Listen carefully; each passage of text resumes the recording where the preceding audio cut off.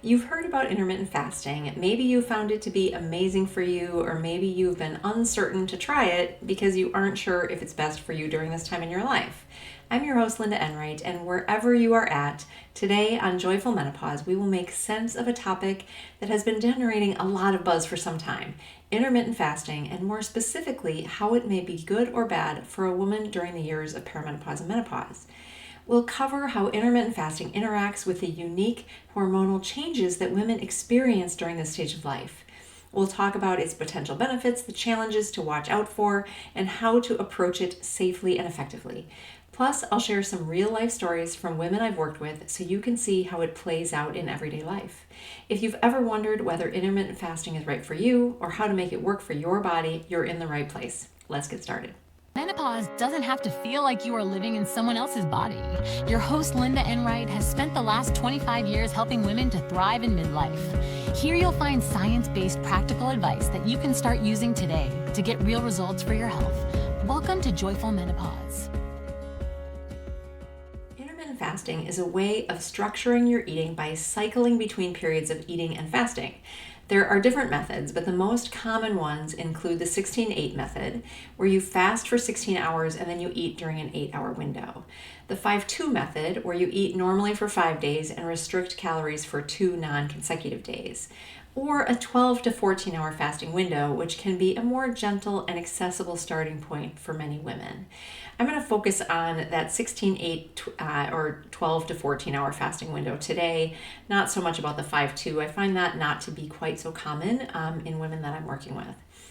Research suggests that intermittent fasting can have a lot of benefits. It can improve metabolic health, can reduce inflammation, and it may be helpful in promoting weight loss. But the key is, it's not about depriving yourself. I have had many women coming to me telling me they're intermittent fasting and they're forcing themselves within a state of significant hunger to not eat until noon because they think that's the best thing to do. But imagine what message that sends to your body: stress, alarm, and with that can come energy conservation, not energy burn. Good intermittent fasting is about giving your body time to rest and reset, which can be especially valuable during perimenopause and menopause. So I want to start today with 3 ways that intermittent fasting affects women in perimenopause and menopause. First, let's talk about estrogen and progesterone. During menopause, estrogen and progesterone levels naturally fluctuate and eventually they decline. These shifts can slow down your metabolism, they can increase insulin resistance, they can lead to weight gain, particularly around the abdomen. Intermittent fasting can help counter some of these effects by improving insulin sensitivity and reducing oxidative stress. But here's what's important: it needs to be done carefully and thoughtfully, because fasting can sometimes signal your body to hold on to weight or disrupt hormone levels even further. Number 2, DHEA is a hormone that your body naturally produces that helps to make other hormones, including estrogen and testosterone. Fasting may lower your natural levels of DHEA. This can be a double-edged sword. It's great for reducing things like breast cancer risk, but it might also exacerbate low estrogen symptoms like dry skin, low libido, and bone health issues. So what do we do about it? How do we solve this? You can combine intermittent fasting with a nutrient-rich diet to keep your body balanced. And third, fasting can temporarily increase cortisol, which is your stress hormone. For women already dealing with stress, this can worsen symptoms like hot flashes, poor sleep, or fatigue. So choosing a gentle fasting approach and listening to your body can make intermittent fasting work for you without it being an added stressor on your system. Today we're talking about intermittent fasting for women during perimenopause and menopause. We've started with what it is and how it affects women during midlife, and now let's shift gears and talk about the benefits. When done correctly, intermittent fasting can offer some amazing benefits, including weight management. Intermittent fasting helps regulate insulin, which is the hormone responsible for fat storage. With lower insulin levels, your body may be more able to shift into fat burning mode, especially during fasting windows. For some women, this can be particularly effective for addressing abdominal fat storage, which is a common frustration for women during menopause.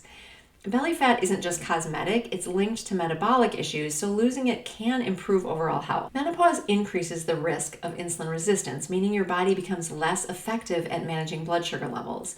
And fasting can give your body a chance to recalibrate and become more sensitive to insulin, reducing your risk of type 2 diabetes and helping with steady energy levels throughout the day. Have you ever noticed how eating a heavy meal can leave you feeling sluggish? Fasting can also give your brain a break from processing a constant stream of nutrients, so it may be helpful in reducing brain fog as well. For some women, it can stimulate the production of something called brain-derived neurotrophic factor, or BDNF, which is a protein that supports cognitive function, learning, and memory. This can be a really big deal for women dealing with brain fog during menopause. Then chronic inflammation. I talk a lot about inflammation in everything I do. It's a silent contributor to many menopause-related issues like joint pain, fatigue, and even heart disease. Fasting reduces inflammatory markers in the body, giving you a better chance to feel more energized and experience less stiffness. Fasting can also help to regulate circadian rhythms by aligning your eating schedule with your body's natural day-night cycle. Many women report that they fall asleep more easily and stay asleep longer once they've adopted a consistent fasting routine. Fasting can also improve cholesterol profiles by reducing LDL, the bad cholesterol, as well as triglycerides, while increasing HDL, the good cholesterol. This is especially important because as we get older and through the years of menopause, our risk of heart disease increases.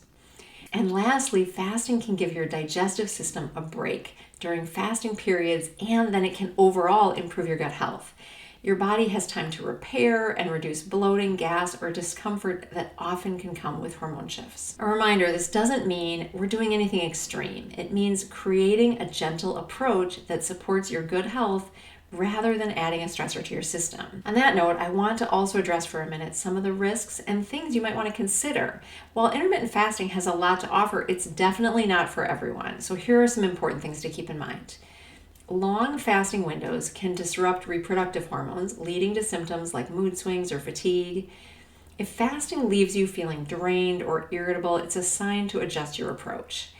And women with a history of eating disorders, adrenal fatigue, or conditions like PCOS should talk with a healthcare provider before trying intermittent fasting. We've been talking today about intermittent fasting, a topic that I get asked about all the time. And lastly, I want to give you practical tips you can use to incorporate intermittent fasting safely into your life if you think this is a good approach for you. And remember to ask for help. If you're not sure if this is best for you and you want to learn more, feel free to contact me. I work with women during this phase of life to help find the best plan that is right for you. Everybody's unique. I say that all the time. You are an individual. And for intermittent fasting to work well for your body, it's essential to approach it thoughtfully and decide really if it's the best fit for you. So here's some strategies that can help you to get started safely and sustainably. First, start slow. You could begin with just a 12-hour fasting window, such as stopping eating after dinner and waiting until breakfast the next morning. Once your body starts adjusting to that, particularly if you used to eat late in the evening, you get adjusted to that and then you start extending that window a bit. But remember, you don't have to go 16 hours in order to get these benefits. Think about your timing. Eating earlier may align better with your body's circadian rhythms, which I've already talked about, and it can reduce nighttime cravings and improve your digestion. So you could try finishing your last meal maybe by 6 or 7 p.m. It might be too hard on your system to fast every day. So you could consider fasting 2 or 3 days over a week or every other day. So you could do this, but do it in a limited time period, doing that 12, 14, 16-hour fast, but just doing it maybe every other day. So this can give your body some of the benefits without overloading your system and then becoming a negative stressor. It's very important to pair fasting with a nutrient-rich diet. I can't say that enough. This doesn't mean we're just cutting out food. It means that it's really important that we make sure the choices we're making are rich in nutrition. So what you eat when you do eat is just as important or maybe more important than the fasting window itself. Focusing on lean proteins like chicken, salmon, legumes to support muscle health. Choosing healthy fats like avocados, nuts, olive oil for hormone production, and adding fiber-rich vegetables like leafy greens, broccoli, or cauliflower to stabilize blood sugar and improve digestion.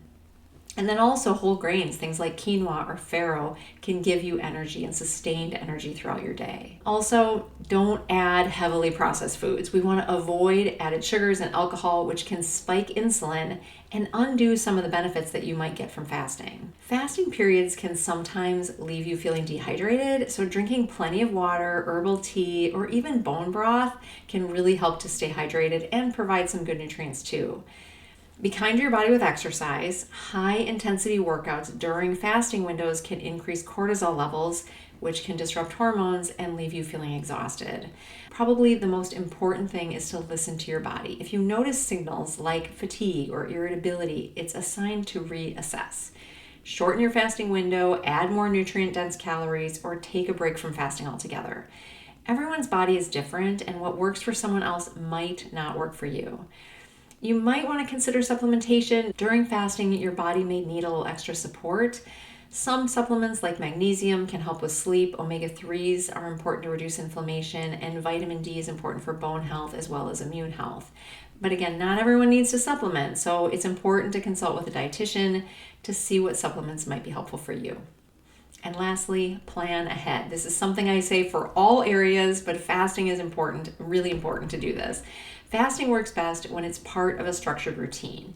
It can be very helpful to plan and prepare meals in advance so you're not scrambling to find something nourishing during your eating window. Before we go, I want to give you 2 examples of women I've worked with and how intermittent fasting worked or did not for them. Claire had tried intermittent fasting before we started working together. Per the recommendations from her personal trainer, she was waiting until noon to eat her first meal. It didn't feel good. She was starving, but she thought that's what she had to do to technically be intermittent fasting. So when we started working together, I worked with Claire to figure out what benefits she saw from fasting and what was the downside. The downside was that she was starving by the time noon came, and then she found herself munching all afternoon and having a huge dinner because she just couldn't catch up. She felt tired, she didn't have a lot of energy, she wasn't feeling great about her workouts, but she felt like that's what she was supposed to be doing. Unfortunately, she also wasn't seeing any weight loss, which was the reason she started it in the first place. When we backed off and gave her a 12 or 13-hour window of fasting, she felt a lot better. She found that it helped to keep her blood sugars regulated, and it really helped her to not snack all day long, which was particularly beneficial because she worked from home and it could be challenging to not keep heading to the kitchen. Overall, she just said she felt so much better nourished and she was making better food choices all day long, and she lost weight. So with some small changes and shortening her window, Claire really found intermittent fasting to be helpful for her. On the other hand, it didn't work as well for my client Mary. Mary's a nurse. She works 12-hour shifts 3 days a week. Again, she was told intermittent fasting was the answer to her weight loss struggles and would be helpful to deal with her menopause symptoms. So she was trying really hard to make it work for her. She found it a bit easier on her days off, but it was next to impossible when she was working. Not eating to start her day made her feel brain fog, her energy was low, and by the time she ate, she found herself grabbing something from the cafeteria that was quick and full of refined carbs and sugar. But even on her days off, she didn't feel great. She wanted to work out first thing, and she'd get shaky, and she didn't have a very good workout. She was trying so hard, but it just wasn't working for her body and her schedule. So I helped Mary to focus on nourishing foods in a balanced way throughout her day. When she ate breakfast on her way to work and had something small before her workout, she felt stronger and had more energy. I gave Mary permission to do what was right for her and to stop listening to all the things that led her to believe that there was only one answer. She got the same results. Her symptoms improved, she lost weight, and she did it in a way that worked for her. What's the takeaway? Everyone's body is different. There are many tools that are available to help you reach your health goals. Intermittent fasting is one of those tools, but it's not a one-size-fits-all solution. For some women, it may be a powerful way to support your health during perimenopause and menopause, but the key is to approach it with balance and flexibility. Listen to your body, make adjustments as needed, don't be afraid to experiment, and ask for help if you need support. My contact information is in the notes. Send me a message and let's chat if you're struggling with symptoms of perimenopause or menopause or frustrating weight gain. I can help you find the solution that will work for you. Thank you for joining me on today's episode of Joyful Menopause. If you found this helpful, please share it with a friend or leave a review. It helps more women find this resource. Until next time, take care of yourself and be well.